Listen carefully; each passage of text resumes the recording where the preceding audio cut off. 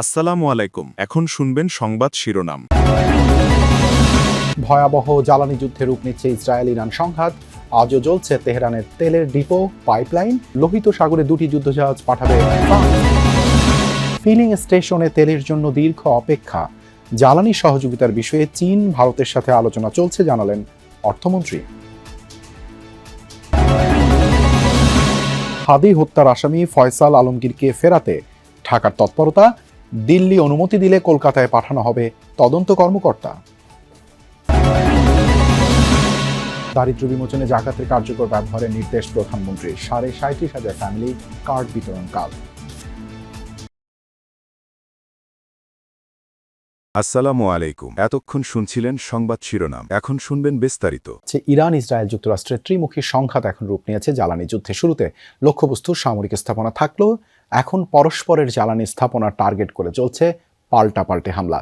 শুধু সামরিক দিক থেকেই নয়, বরং অর্থনৈতিকভাবেও একে অপরকে পঙ্গু করার চেষ্টা চালাচ্ছে ওয়াশিংটন, তেল আবিব, তেহরান। হামলা হয়েছে বাহরাইন, কাতার, সৌদি আরব ও আমিরাতে। এদিকে মধ্য ইসরায়েলে IRGCর হামলায় প্রাণ গেছে এক ইসরায়েলির। নতুন সর্বোচ্চ ধর্মীয় নেতা মুস্তাফা খামেনির নামে প্রথমবার ইসরায়েলে হামলা চালাচ্ছে ইরানের রেভলিউশনারি গার্ড IRGC। ছুটছে খাইবার শেকান, খোররাম শার মতো একের পর এক অত্যাধুনিক ব্যালিস্টিক মিসাইল। যুদ্ধ শুরুর পর এ নিয়ে 30 দফা হামলা তেহরানের। তেল আবিব সহ ইসরায়েলের বন্দরনগরী হাইফা এবং মধ্যাঞ্চলের বিভিন্ন এলাকায় সফল আঘাত হানে এসব ক্ষেপণাস্ত্র। টার্গেট করা হয় IDF এর কয়েকটি ঘাঁটি। সবচেয়ে বেশি ক্ষয়ক্ষতি হয় আবাসিক এলাকায়, ঘটে প্রাণহানিও, ধ্বংস হয়েছে ভূগর্ভস্থ বাংকার। সোমবার আরব দেশগুলোর মধ্যে বাহরাইনে সবচেয়ে বড় হামলা চালায় ইরান। দেশটিতে ইরানের ড্রোন হামলায় আহত হয় 32 জন। ইরানি ড্রোনের আঘাতে আগুন লেগে যায় প্রধান তেল শোধনাগারেও। ধ্বংস করা হয় 3টি মিসাইল ও 14টি ড্রোন। তবে তুরস্ক, সাইপ্রাস ও আজারবাইজানে চালানো সাম্প্রতিক ড্রোন হামলায় জড়িত নয় ইরান, এমন দাবি পররাষ্ট্র মন্ত্রণালয়ে। ইরান এই অঞ্চলের দেশগুলোর সাথে ভালো ও বন্ধুত্বপূর্ণ সম্পর্ক বজায় রাখতে দৃঢ় প্রতিজ্ঞ।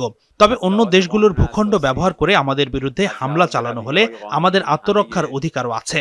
লোহিত সাগরে দুটি যুদ্ধজাহাজ পাঠানোর ঘোষণা দিয়েছেন ফ্রান্সের প্রেসিডেন্ট ইমানুয়েল ম্যাক্রন। ইউরোপীয় ইউনিয়নের নৌ মিশন আম্পিদেসের অংশ হিসেবে অঞ্চলটিতে দুটি ফ্রিগেট পাঠানোর ঘোষণা দেন তিনি। দাবি করা হয়, লোহিত সাগর ও এর আশেপাশের অঞ্চলে বাণিজ্যিক জাহাজ চলাচলের নিরাপত্তা নিশ্চিত করতে এই সিদ্ধান্ত নিয়েছে দেশটি। ইউরোপ সহ বিশ্বের অন্যান্য দেশের সাথে সমন্বয় করে এই মিশন পরিচালিত হবে। মধ্যপ্রাচ্যে চলমান যুদ্ধ কিছুটা শান্ত হলে এই মিশনের পরিধি হরমুজ প্রণালী অবধি বাড়ানোর প্রস্তাবও রাখেন ম্যাক্রন।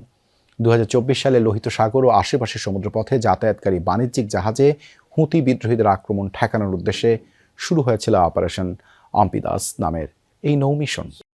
রেশনিং পদ্ধতিতে জ্বালানি তেল সরবরাহ হলেও আটকানো যাচ্ছে না মজুদ প্রবণতা। যানবাহনের ধরন অনুযায়ী পরিমাপ নির্ধারণ করা থাকলেও একাধিক পাম্প ঘুরে অতিরিক্ত তেল নিচ্ছেন অনেকেই। আজও অপেক্ষার দীর্ঘ সারি ফিলিং স্টেশনগুলোতে।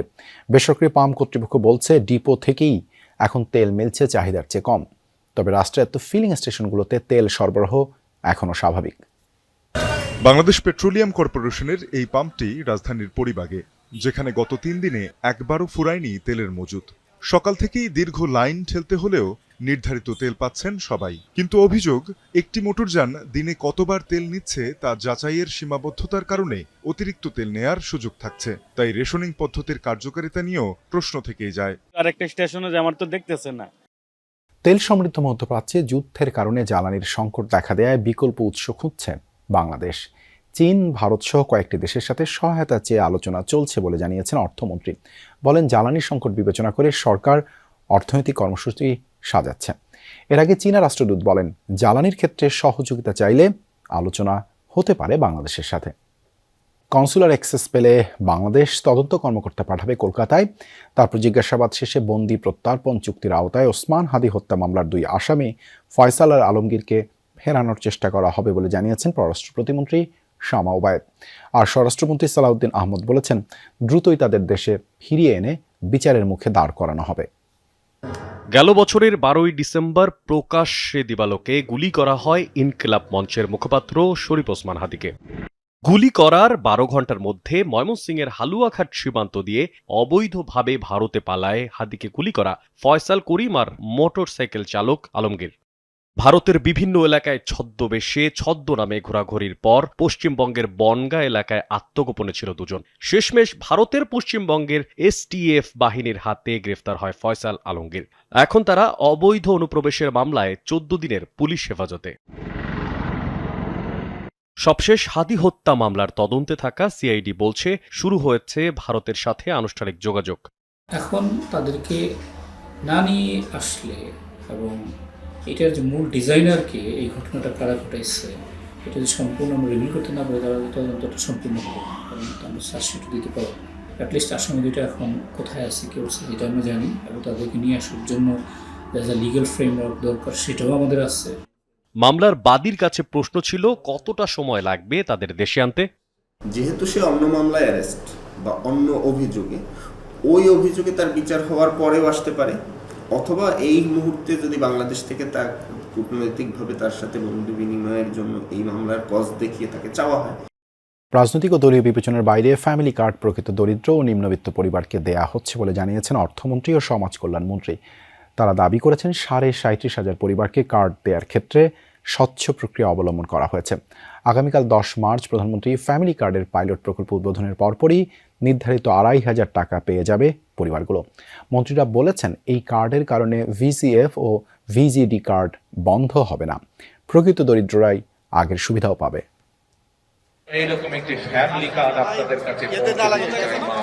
নির্বাচনী প্রতিশ্রুতির অংশ হিসেবে সবচেয়ে গুরুত্ব দিয়ে প্রথমেই ফ্যামিলি কার্ড প্রকল্প বাস্তবায়ন করতে যাচ্ছে সরকার। মঙ্গলবার প্রধানমন্ত্রী তারেক রহমান রাজধানীর করাইল বস্তিতে এ সংক্রান্ত পাইলট প্রকল্পের উদ্বোধন করছেন। এ নিয়ে অর্থ মন্ত্রণালয়ে ব্রিফিংয়ের আয়োজন করা হয়। সেখানে অর্থ, সমাজ কল্যাণ, এলজিআরডি সহ বিভিন্ন মন্ত্রণালয়ের নীতি নির্ধারকরা উপস্থিত ছিলেন। জানান, প্রথম ধাপে পাইলট প্রকল্পের মাধ্যমে দেশের 13 জেলার 15টি ওয়ার্ডের 37,567 নারী প্রধান পরিবারকে ফ্যামিলি কার্ড দেয়া হবে। এজন্য ব্যয় হচ্ছে 38 কোটি টাকা। জুন থেকে পর্যায়ক্রমে 50 লাখ পরিবারকে ফ্যামিলি কার্ড দেওয়ার প্রতিশ্রুতি বাস্তবায়নের কার্যক্রমও শুরু হবে। এলাকাগুলো নিয়েছি সবচেয়ে আন্ডার ডেভেলপড এলাকা, ৭৯.১২% মানুষ দেখা যাচ্ছে যে ওখানে এই সুবিধার আওতায় আসবে। আনুমানিক প্রায় 20,000 কোটি টাকা সরকারের খরচ হবে। প্রজেক্ট শুরু হবে জুনের পর থেকে পূর্ণ উদ্যমে, এবং আগামী দিনে প্রত্যেকটি পরিবারের কাছে এই সুযোগ যাবে, এক্সেপ্ট যেগুলোর এক্সেপশন যাদের সম্বন্ধে বলা হয়েছে তাদের প্রয়োজন নাই। কার্ড প্রদানের ক্ষেত্রে সর্বোচ্চ স্বচ্ছতা নিশ্চিত করা হয়েছে বলে জানিয়েছেন মন্ত্রীরা। এটাকে এমনভাবে অ্যানালাইসিস করা হয়েছে যাতে কোনো ধরনের ডুপ্লিকেশনও হবে না বা টেম্পারিং এর কোনো সুযোগ থাকবে না। দলীয় কোনো প্রভাব এখানে থাকার কোনো সুযোগ নাই। পুরা প্রজেক্ট স্বচ্ছতার সাথে বাস্তবায়ন হবে।